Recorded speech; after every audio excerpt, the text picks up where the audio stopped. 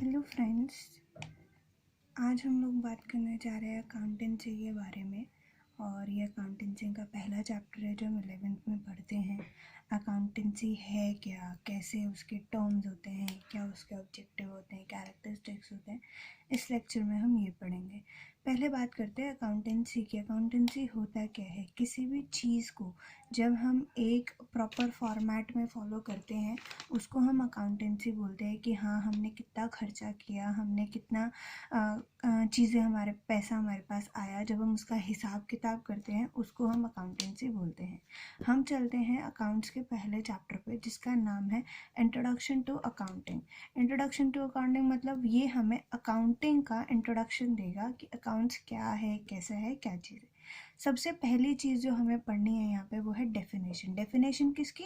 Accounting की। क्योंकि जब तक हम अकाउंटिंग की डेफिनेशन के बारे में नहीं जानेंगे तब तक हमें पता नहीं चलेगा कि चीज़ें कैसे होती है। तो सीधा चलते हैं अकाउंटिंग की डेफिनेशन पे। अकाउंटिंग की डेफिनेशन है जो मैं पहले से लिख चुकी हूँ, उसमें आपको बता रही हूँ।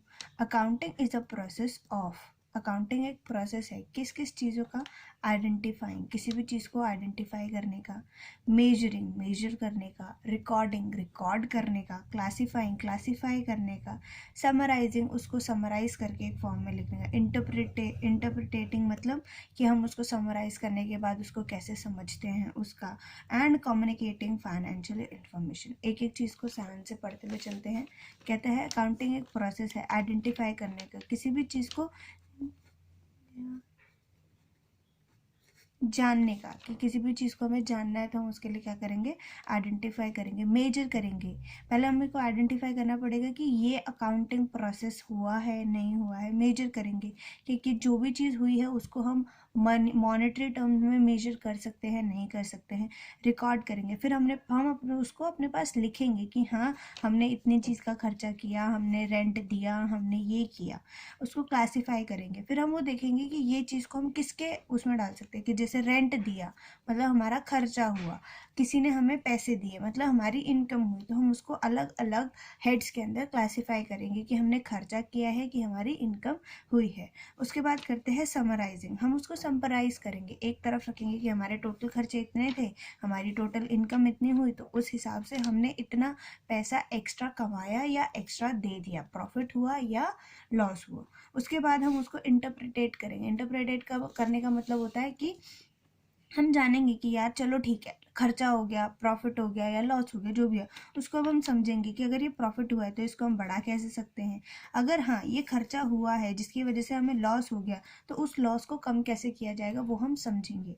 एंड कम्युनिकेटिंग, कम्युनिकेटिंग का मतलब क्या है? अब जो हमने चीज़ समझी है वो हमें औरों को भी समझानी पड़ेगी। हम इकलौते नहीं है ना, बिजनेसमैन है, उसने ये समझ लिया कि ये पॉलिसीज़ बना ली कि ये चीज़ करेंगे तो लॉस कम हो जाएगा, ये चीज़ करेंगे तो लॉस बढ़ जाएगा या प्रॉफिट बढ़ जाएगा। तो उसको अब उसे अपने जो नीचे जूनियर्स हैं या जो उसके साथ काम करते हैं, जो उसके मैनेजर्स हैं, वो उनको ये चीज़ समझाएगा कि मैंने ऐसा कुछ सोचा है, मैंने अपने जितना भी ये आपने मुझे स्टेटमेंट वगैरह जो बना के दिया था, मुझे इससे ये समझ में आया है और मैं ऐसा करना चाहता हूँ।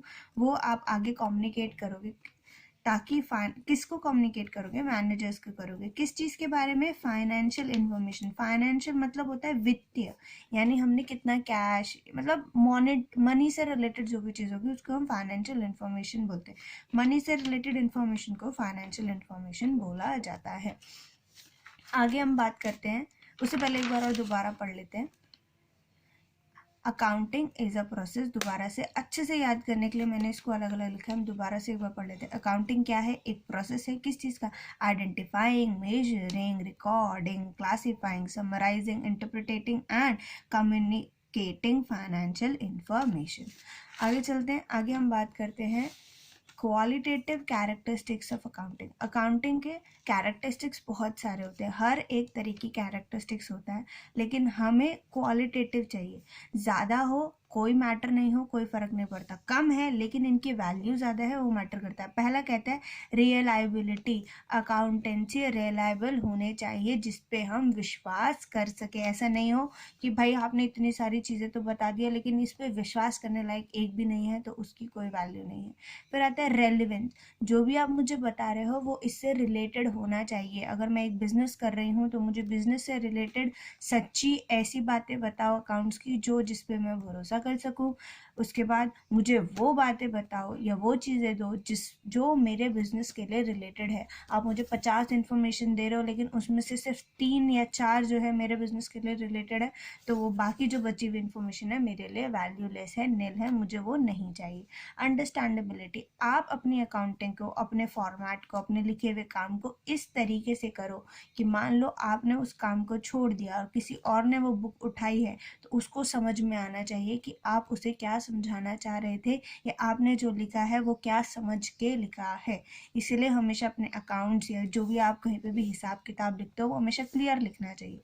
कंपेरेबिलिटी, हिसाब किताब अगर अच्छे से लिखा होगा तो कंपेयर करने में भी आसान होगा। जैसे पिछले साल मैंने ये खर्चे किए थे, इस पर मैंने इतना प्रॉफिट कमाया था, और मैंने ये खर्चे किए, इस साल इतना प्रॉफिट कमाया, तो हम दोनों सालों को कंपेयर कर सकते हैं बशर्ते कि अकाउंट्स आपके सही से बनाए गए हो। तो क्वालिटेटिव कैरेक्टरिस्टिक्स क्या है कि आपकी रिलायबिलिटी होनी चाहिए, रेलिवेंस होना चाहिए, अंडरस्टैंडेबिलिटी होनी चाहिए, कंपेरेबिलिटी होनी चाहिए।